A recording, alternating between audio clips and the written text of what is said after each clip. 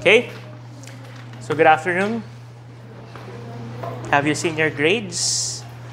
Okay, so alam nyo na po kung gaano ka lapit or gaano kalayo pa yung kailangan ninyong bunuin. Okay? By finals, bago mag-final exam, yung huling pirasong papel na ibibigay ko sa inyo na may grades ninyo, nandun na yung required ninyong score para pumasa. Sa final exam. Pag complete na lahat ng assessments, pagka bigay ko ng paper, meron na doon computed na final exam grade minimum required. So pag ang score mo, example, 54, 59, sabihin kahit hindi ka na pumunta, pasado ka na. Saan ganun ako? Oo nga, malamang ikaw ganun. Pag example, ang minimum mo kailangan is 54%. Wala namang 54%. 16 pinakamababa. Kahit hindi ka na pumasok, pasado ka na. Possible yon. And possible din naman po yung extreme side na pag 102%, 104%, sure fail ka na. Na kahit perfectin mo yung exam, kulang pa rin yung grade mo para mag-75. It happens. Okay? So the key thing is, galingan nyo bago pa umabot sa point na yon. Okay? So, our next topic is about our precipitometry or our volumetric precipitometry. Ang maganda dito, class, ay kung ano yung natutunan nyo nung huli, nung acid-base, ganun at ganun din naman po ang gagawin. Wala pong bago sa calculations, yun din yung formula. Ang nag-iiba lang po, or what changes, is the mechanism on how the endpoint is determined. So, precipitometry, or our volumetric precipitometry, is a type of quantitative chemical analysis used to determine a concentration of an analyte by titrating it with a precipitating agent. So, ang ating pang titrate, it would react with our analyte, and our analyte would form a precipitate with our titrant. Meaning, habang dinadagdag yung ating titrant, nabubuo yung precipitate. Nagso-solidify, lumulubog, lumalabo, or nag-iiba ang kulay. Okay? So, precipitation reactions, these are chemical processes in which an insoluble product is formed. When we say it's an insoluble product, it is a solid at that solution. Hindi siya soluble sa tubig. Take for example, silver chloride. Kahit anong daming tubig ang gamitin ninyo, hindi po mawawala yung solid na yon. Hindi siya hahalo sa tubig kasi siya ay insoluble. So the idea in precipitometry is since hindi nalulusaw yung precipitate, kaya mong ubusin lahat ng analyte. Kaya mong ipaprecipitate lahat ng analyte into something insoluble. And that is the basis for precipitometry. We have various types of precipitation reactions. We have single displacement and we have double displacement. First, we have single replacement or our single displacement. Okay. Wala dyan? Makinig kayo kung wala diyan. Kapag po single replacement or displacement, tingnan nyo yung sample. Zinc, which is a solid, plus 2 moles of silver nitrate, forms zinc nitrate and silver solid. Okay?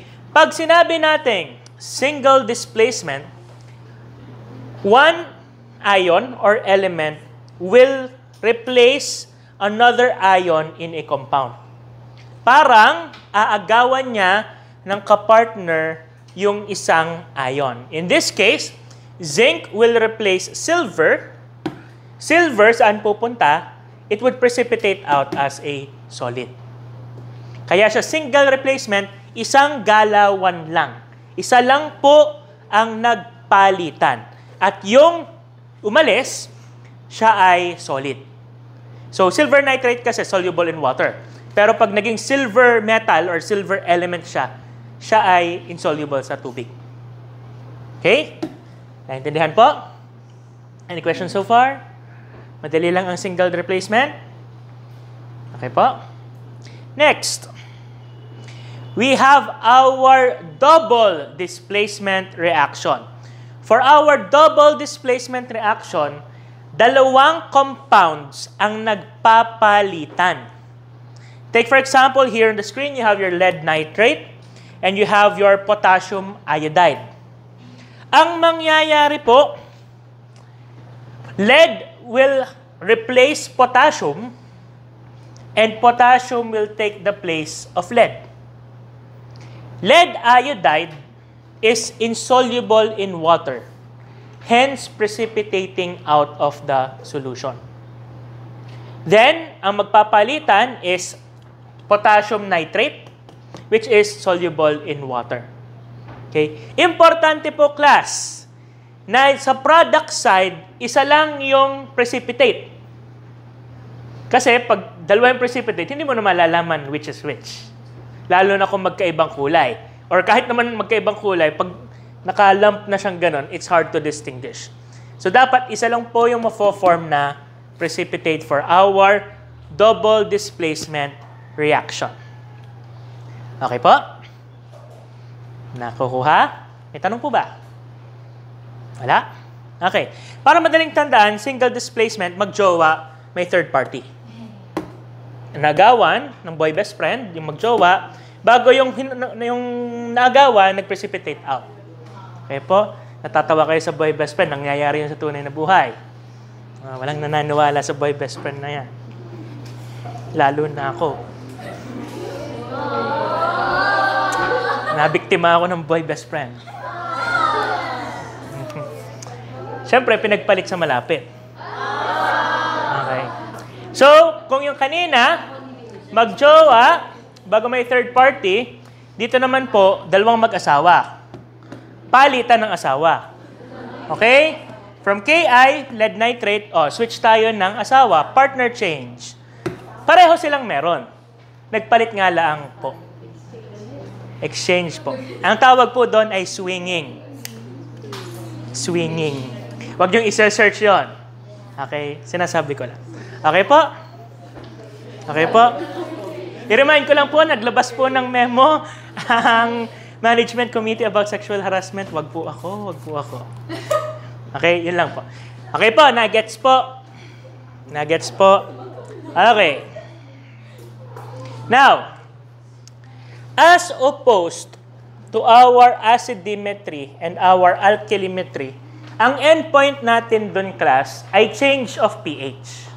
So, tandaan nyo, example, phenolphthalein, from basic na pink, magiging colorless pag acid, yun yung endpoint.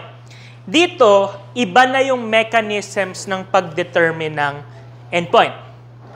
So, first method could be the end of precipitation itself. Nagdadagdag ka ng analyte, hindi na nagpre-precipitate. Meaning, ubos na. Wala na nagpre-precipitate eh. Meaning, wala na yung ina-analyze mo. Tapos na yung inyong titration. So, that is the first way. Pwede rin po, yung baliktad, bigla na lang lalabo. Yung excess yung dinagdag, yun yung nag-mark ng paglabo, tapos na yung titration. Okay? So, meaning, ang tawag po dun sa mga ganong types of titration, self-indicating. Self-indicating, meaning wala silang dinagdag na indicator. Okay? The second method is what is the standard method. Yun natin ginagamit. We use our internal indicators. We add an indicator to our solution to signal the endpoint of our titration. Lahat ng ating methods na aaralin today, naka-internal indicator. Nag-iiba nga lamang po kung ano yung indicator na ginagamit at kung anong technique ang ating pina-perform. And the last method is our instrumental methods. Dito po, we use instruments in determining the electrical charge of the solution. So these are more advanced techniques. So we have our potentiometric and we have our amperometric. Dito po, gumagamit po tayo ng mga voltage checkers.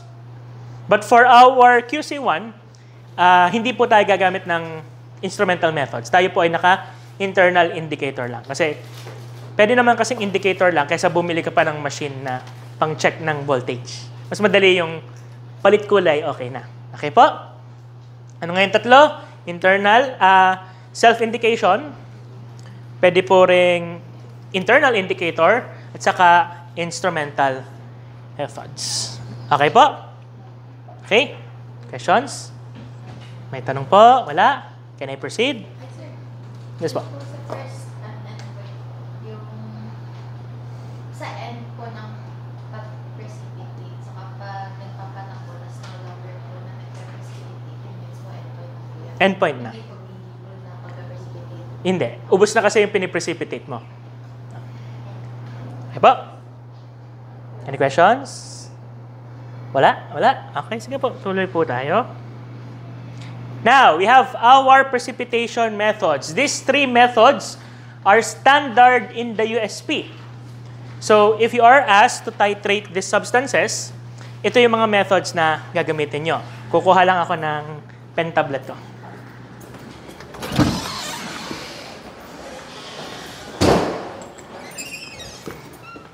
Dang. Okay, nagmamadali. Hindi ko na charge yung aking cellphone. Kaya baka mamatay.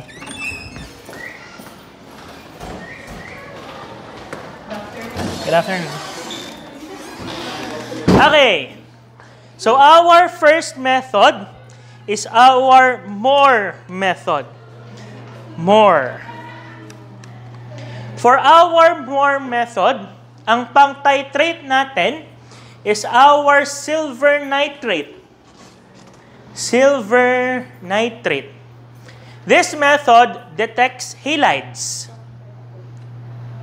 The analytes in this method are halides. So chlorine, bromine, iodine. Fluorine isn't usually titrated. So yun yung pinaka-common, bromine, chlorine, iodine.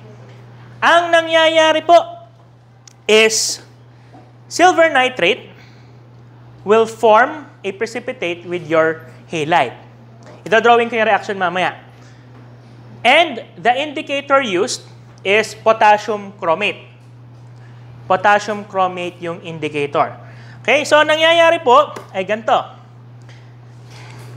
Remember that our endpoint is near the equivalence point. Tandaan niyo yun? At the equivalence point, the number of moles of our analyte is equal to the number of moles of our titrant. So at our endpoint, so yung ating practical point, pareho ang dami ng ating halide at ng ating silver. Okay, so ganito mangyayari. Meron kang chlorine. Pagpalagay na may 2 moles ka ng chlorine. Okay? Anong ating pang-titrate? Hindi. Pang-titrate. Silver nitrate. Okay, so we're going to add silver nitrate. What silver nitrate does is it releases silver ion. Anong ating indicator? Potassium chromate. So, magdagdag tayo dito ng chromate. What happens is every time you add silver nitrate, so maglalagay ka ng silver, mabubuo ito. It becomes silver chloride, which is a precipitate. Endpoint na ba to? Is this at the endpoint? Dahil may chloride pa. So tuloy ang titration. You're going to add again silver. So 2 moles of silver na. Magre-react ulit.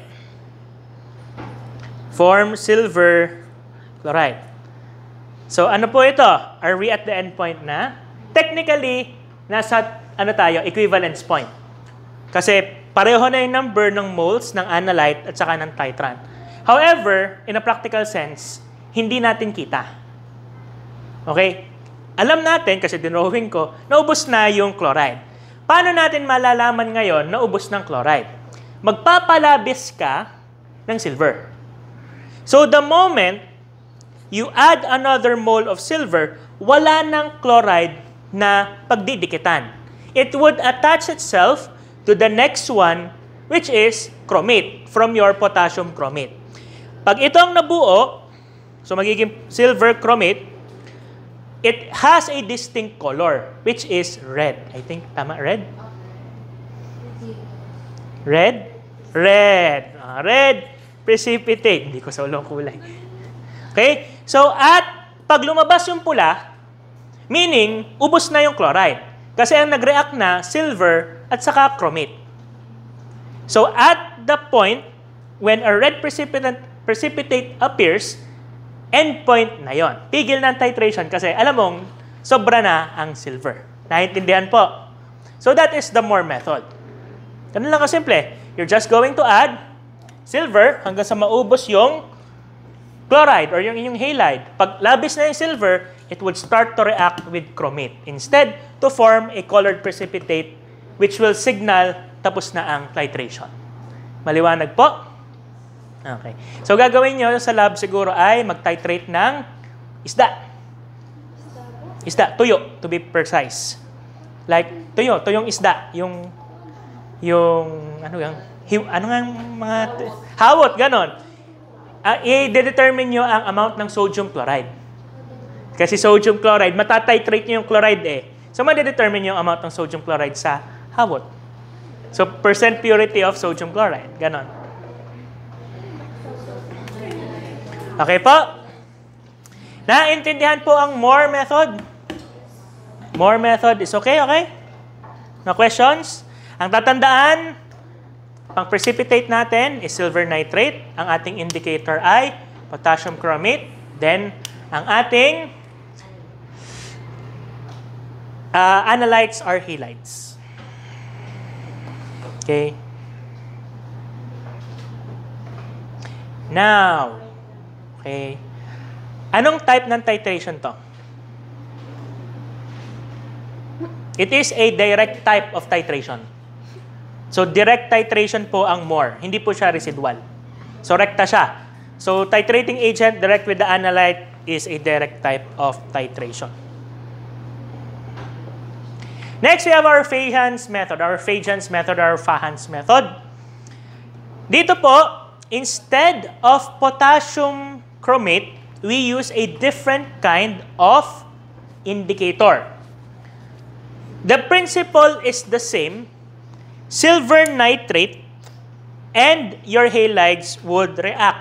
Ang nag-iba lang po dito is that your indicator changes.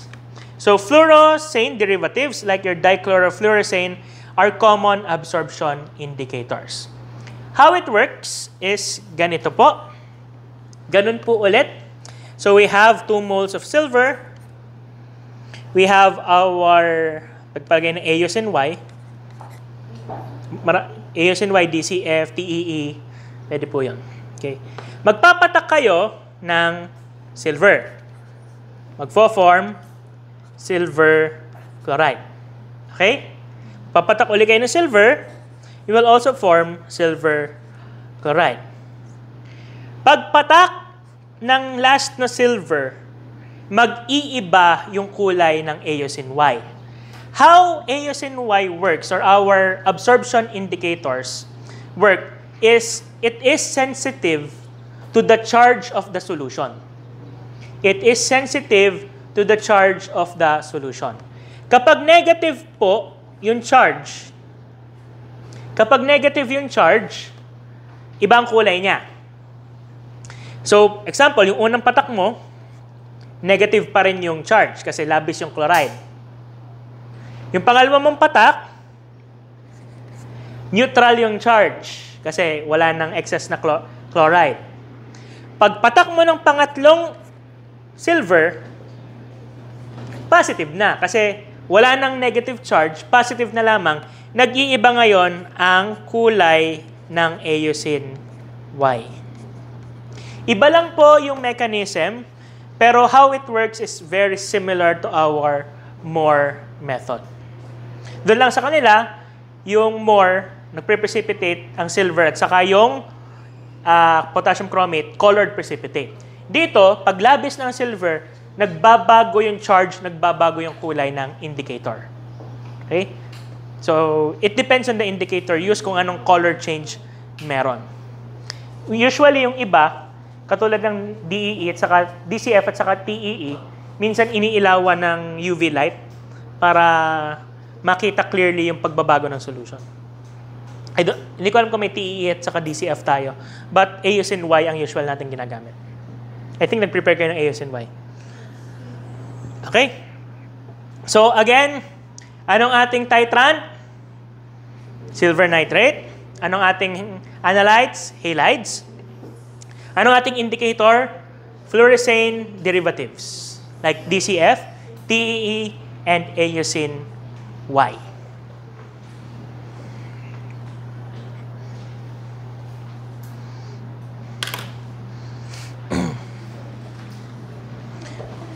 Okay po? The last method is our Volhard's method. Volhard's differ from the first two in which Volhard's is a residual titration. Dito po, binabaha natin ng titrant yung analyte. So in cases na hindi masyadong reactive ang ating analyte, we can force it to react by adding excess titrant. So similar dun sa ating acid base. Ganon din po, magdi-deliver ka ng madaming analyte. Ng madaming titrant. Ang ating indicator dito is ammonium ferric sulfate. Dito, since tayo ay back titration, dalawa ang ating titrant. We have our silver nitrate and we have our thiocyanate solution. Pwedeng ammonium thiocyanate, pwedeng potassium thiocyanate. What is important is the thiocyanate ion. Okay? So, ganito po siya gumagana. Tingin sa screen. Okay. Take for example, ang ating analyte, 3 chlorine. Okay? 2 chlorine. Tayo ay residual, meaning babahain natin ng analyte. So, magdadagdag ako ng 3 silver. Okay?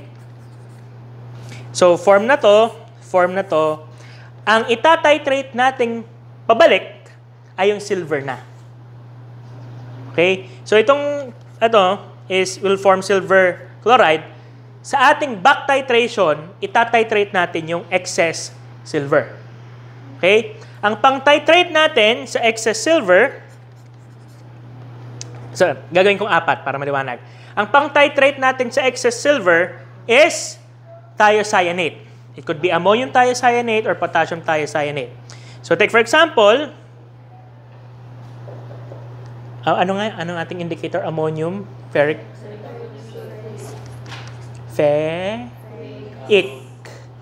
ferric. So 3. Ferric, di ba? Ferrous ay 2.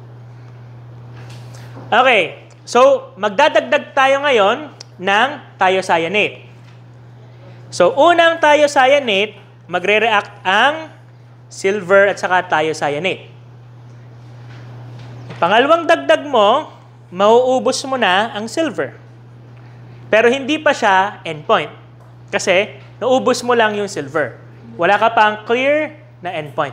The moment you add the last thiocyanate, it would now react with the ion given off by ferric ammonium sulfate. It would give you your ferricyanide.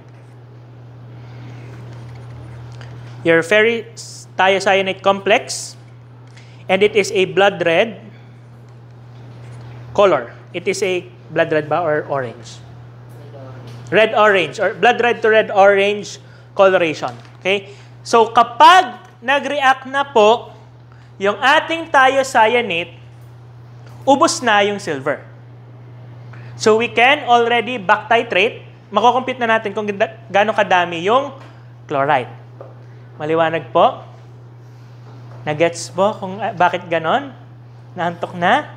Dapat nagkape kayo. Okay? Learn to abuse substances.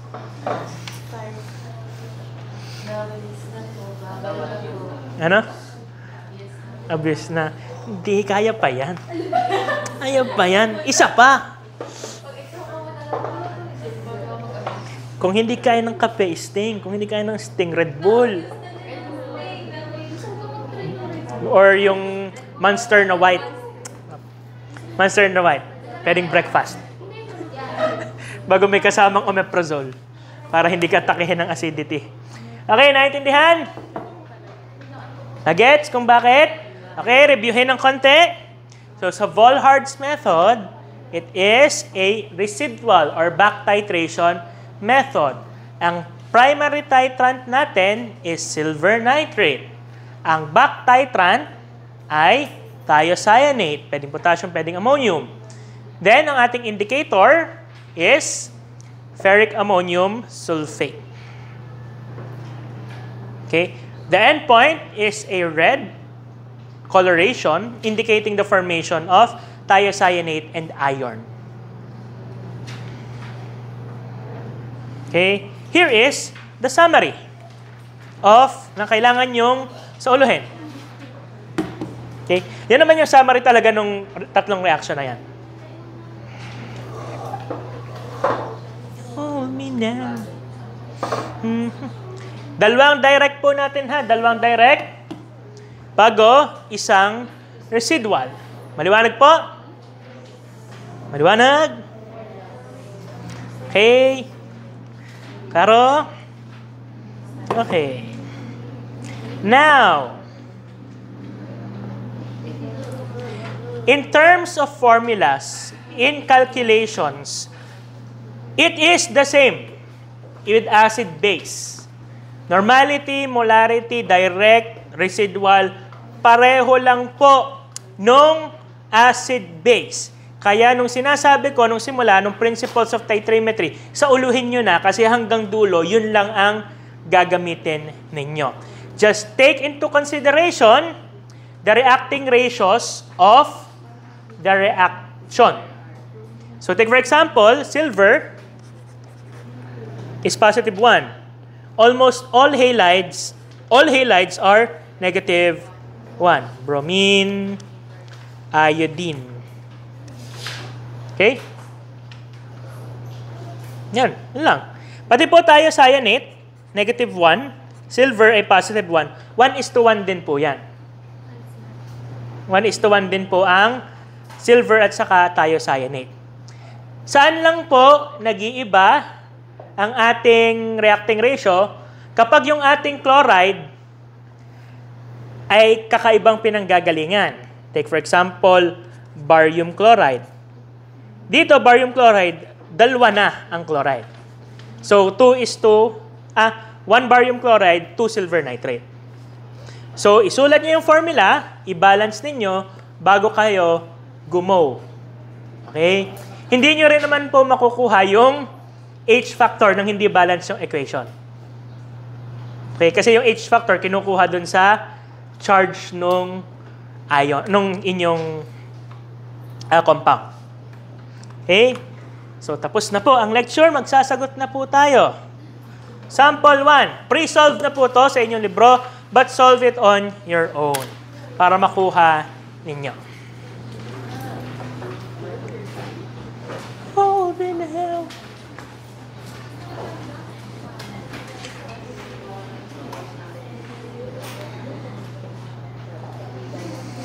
Maybe 6 feet and so far down.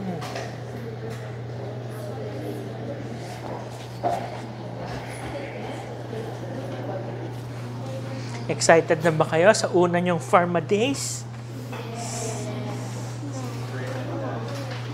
First and last.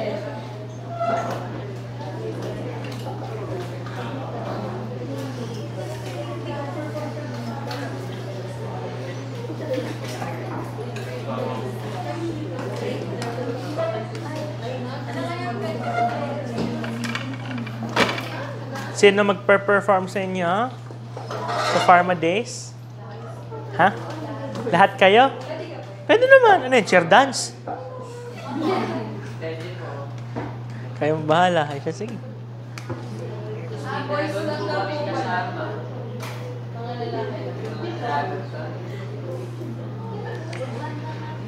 Baka first day ay... baka second day ay late ako. Gagaling ako forensic. 2 days. Tuesday, Wednesday. Ang gagawin mo sa 1 week?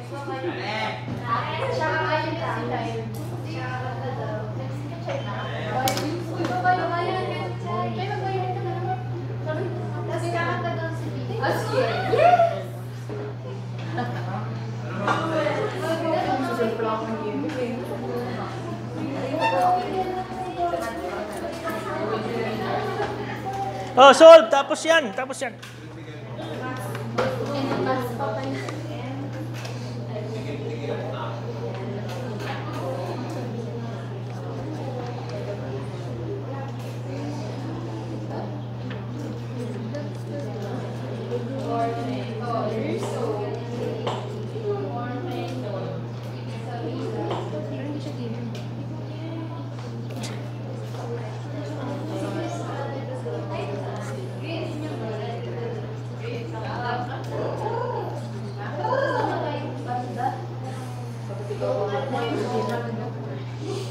Hold me now.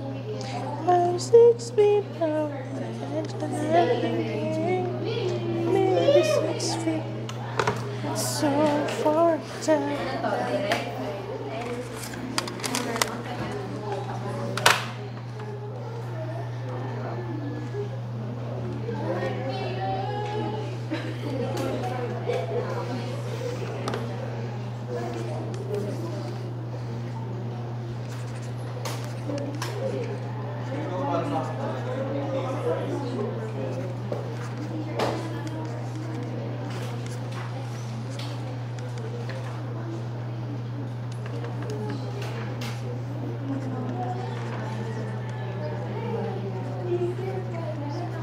Ang molecular weight po ng sodium chloride is 58.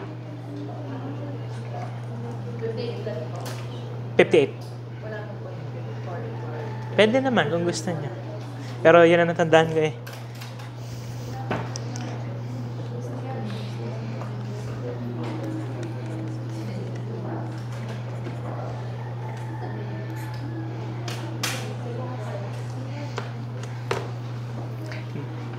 Mag-solve kayo, hindi kayo matututo lang, hindi nagsosolve. Ang una po niyong kailangan alamin ay anong method? Direct ba or indirect? Madali lang naman. May thiocyanate ba? Wala. O di direct. O, banat ang formula ng direct. I chose to use... tama, grammatically. I chose to use... Tama ba? I have chosen, naging past perfect. I have chosen molarity instead of normality just to show you the reacting ratio. Pwede naman kasing normality na lang kasi equivalence na.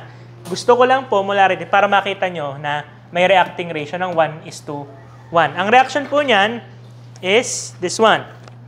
So, silver nitrate plus sodium chloride equals silver chloride plus sodium nitrate. 1 po lahat yan. Kasi ang nitrate, negative 1. Silver, positive 1. Chloride, negative 1. Sodium, positive 1. 1:1 lahat yan. Kung ayaw nyo mag-balance, edi gamitin nyo ang normality instead. Pwede naman po. Pero, pag magko-compute na kayo ng weight, kailangan ibalik nyo ng moles. Kasi moles magiging molecular weight. You need the moles to get the weight of the substance using the molecular weight.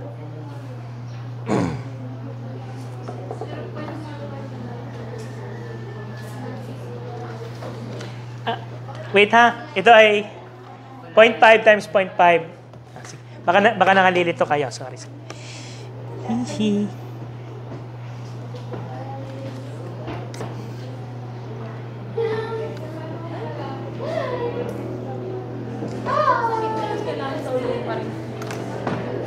Okay po.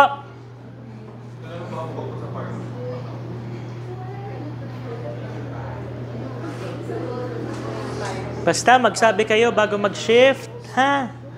Huwag nyo kaming gugulatin pagdating ng internship. I mean, mag-intern muna kayo. Para matingnan nyo kung para sa inyo nga. Para sa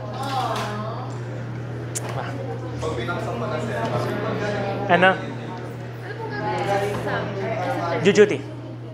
Mag-jujuti kayo sa butika. Talaga kami Magkano kung normality kailangan ko ibalik sa molarity ko? Pwede, katulad ng ginawa ko. What I opted to do was to change normality to molarity to show the reacting ratios plus the answer I would get is moles.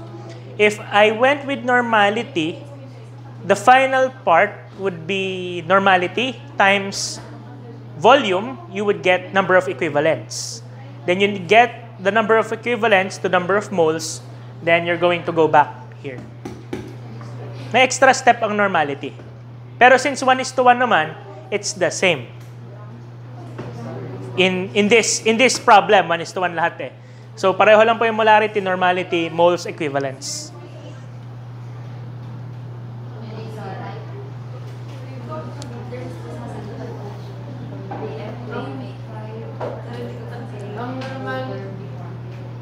Gusto nyo i-solve ko ng normality, buburahin ko to. Pwede naman.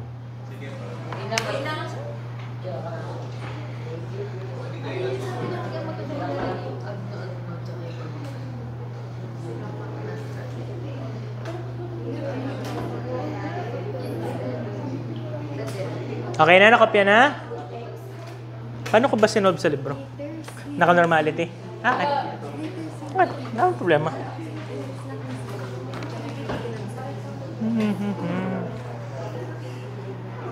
Buhay pang cellphone ko? Buhay pa? Okay, sige. Nakalimutan ko mag-charge.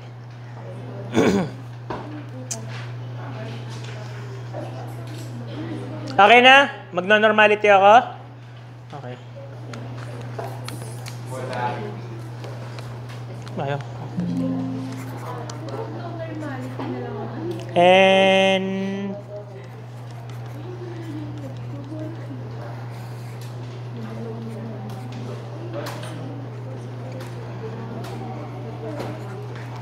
ano hindi naman?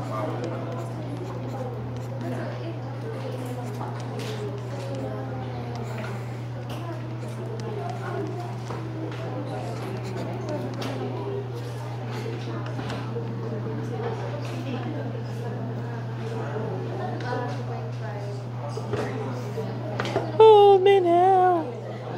I'm 6 feet on the edge and I think maybe 6 feet ain't so far down.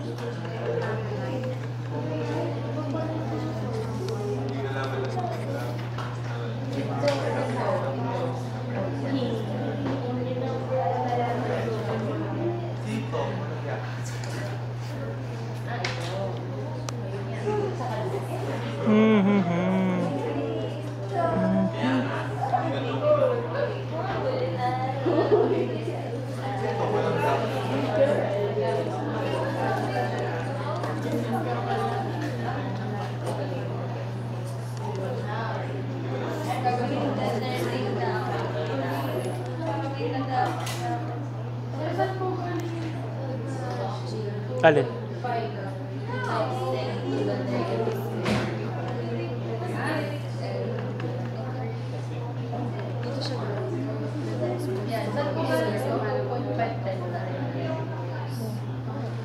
Wait.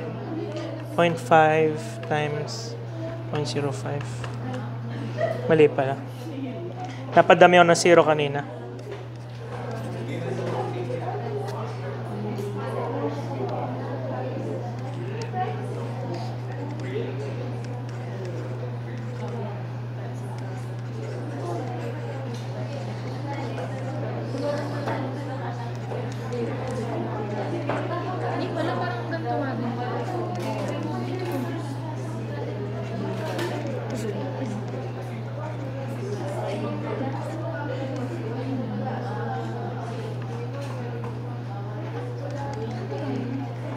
Yung sagot kanina using molarity is 1.45 grams din.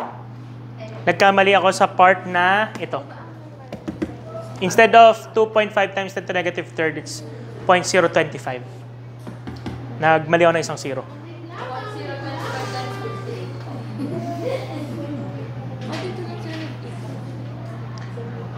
Ang pinagkaiba lang po sa kanina is walang reacting ratio. Then, ang makukuha mong sagot kasi sa normality, equivalence. Ang equivalence, gagawin mong moles.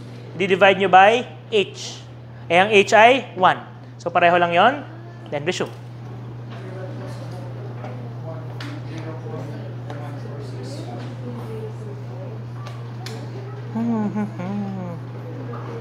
Marunong kayo mag-titrate, di ba? Like, direct titration. Wala namang pinagkaiba dun sa nauna ninyong pagta-titrate.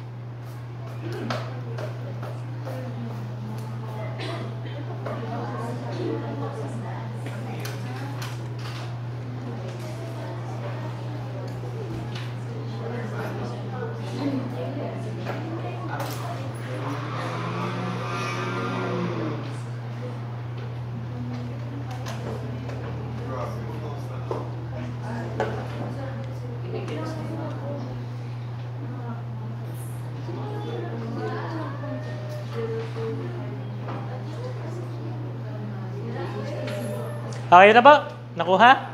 Yung 0.5 equivalence over liter multiplied by normality. Kasi ang normality equivalence per liter. Normality na po. Normality to. Tapos yung 0.05 po ay Volume. Para makuha ay equivalence.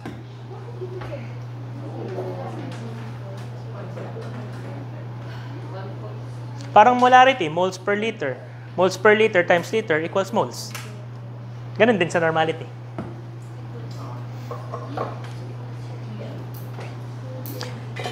Bakit ganun? Dapat alam nyo na yan kasi galing kayong acid base. Nasagutan nyo nga yung major exam. Ano yun? Itinain nyo yung alam nyo?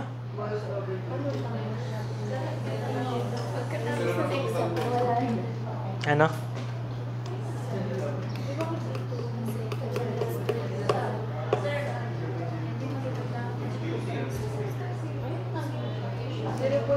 Hindi, tama yun.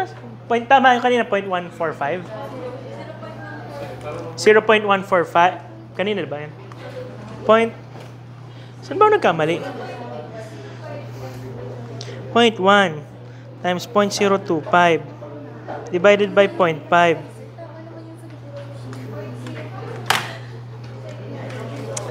Yan.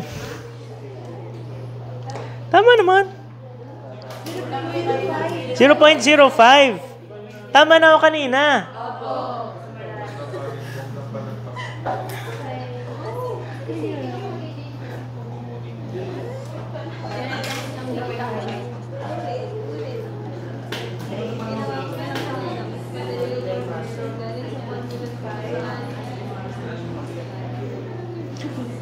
Saan ang galing yung iyo? Abutang ina. Ba't akong tatanungin mo? 0.05 normal. 0.05. 0. Ano? 0.05 moles over liter times 0.05.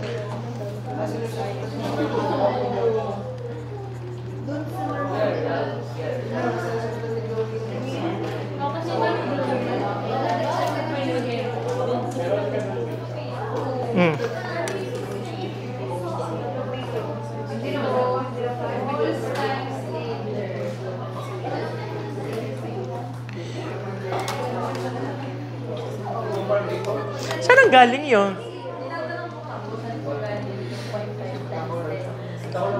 Dito. Ayan nga po, hindi ko po yung nakita kanina eh. Parang wala naman. 0.05. Baka nagkulang ako sa paglagay ng zero na little. Nice. Nakuha ba? O, isa pa. Solve problem din po ito. O, back titration naman.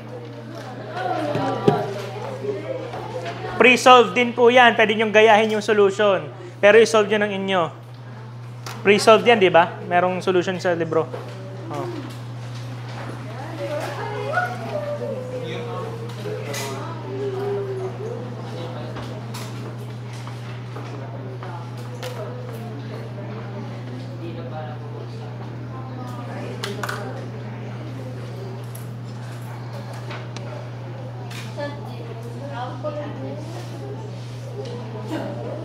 Understand yourself first.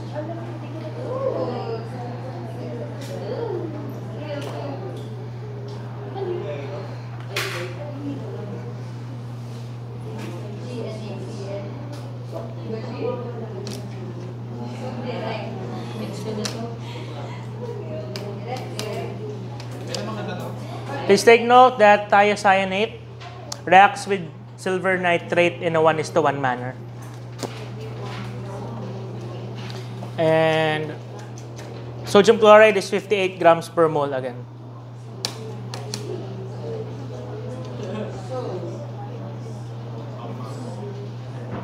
I still the same. Pero ba? It's ko na yung nila ng good question. Parang iba.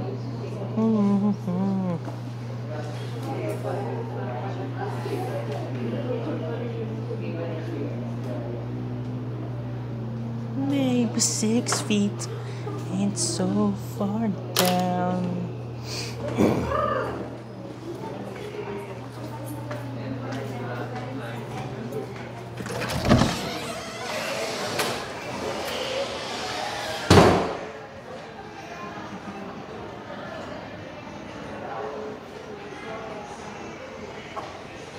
Baso ko.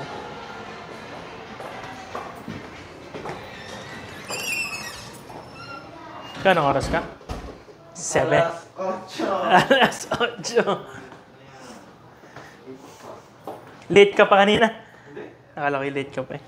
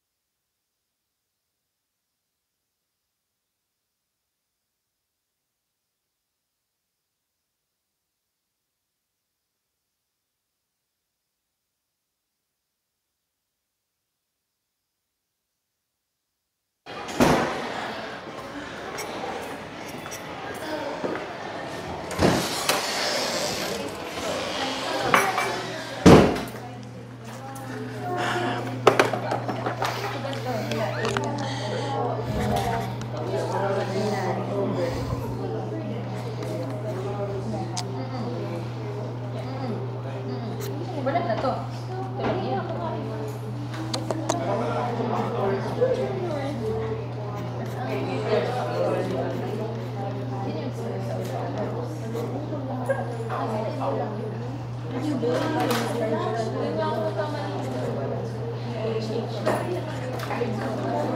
Madali lang yan.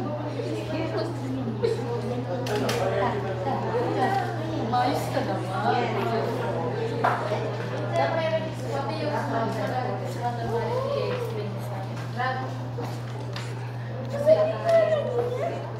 Madali pa nga.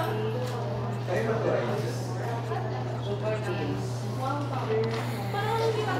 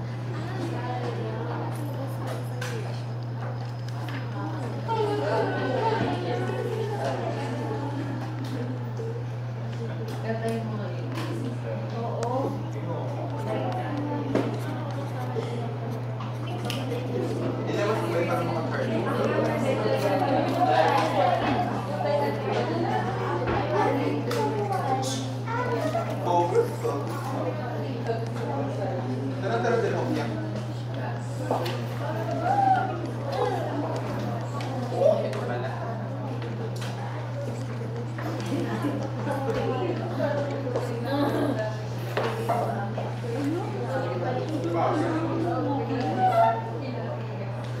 meron tayong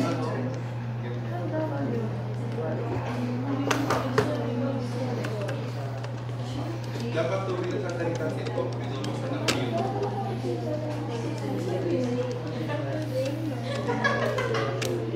Nakakatawa pala yun.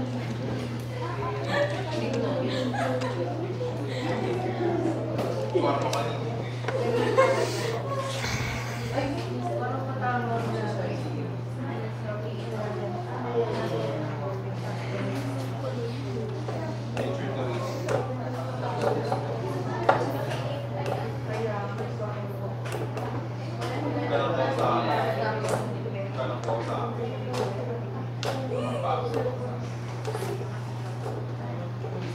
Did we get the same answer? Okay, this is very similar. This is actually exactly the same as the previous back titrations calculations. Okay, so as long as you can appropriately assign the reacting ratios, there shouldn't be any problems. You have done this before. You're just going to have to do it again. Nakuha po? Okay. Let's move on to other sample problems, yung mga unsolved na.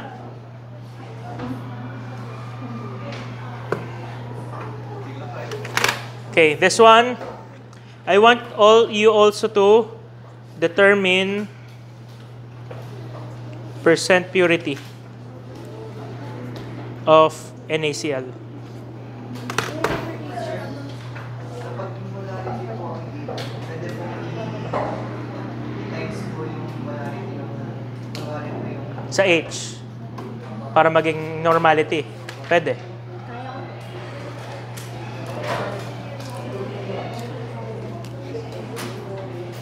This is the first problem in your sample problems. Just add, also show percent purity.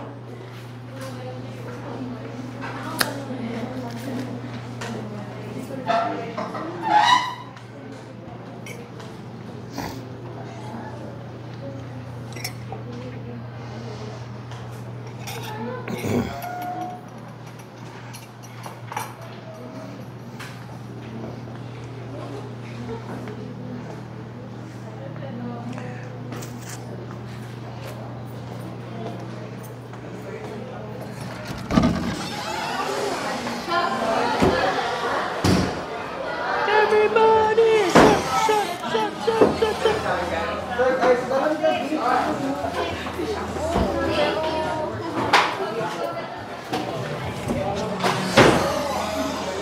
Ano, nagpa-exam? exam dyan. Hindi. Baka-xerox lang. Ah.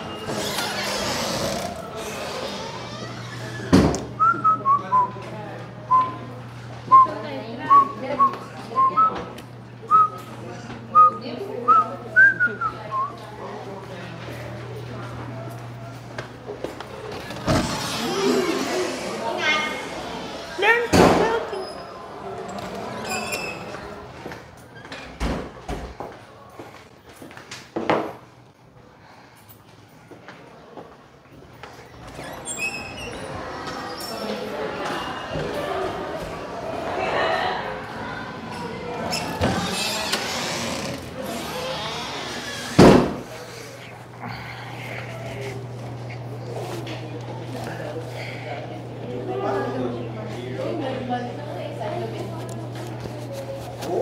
Cyclobenzene.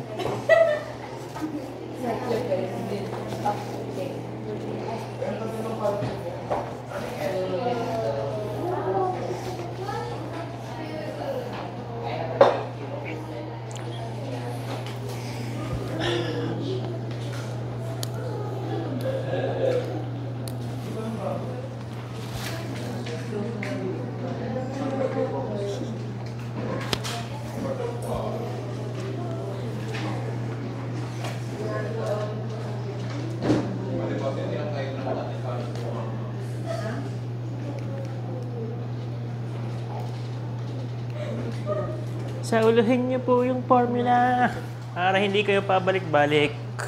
Hindi naman po magbabago yun. Kahit hanggang dulo.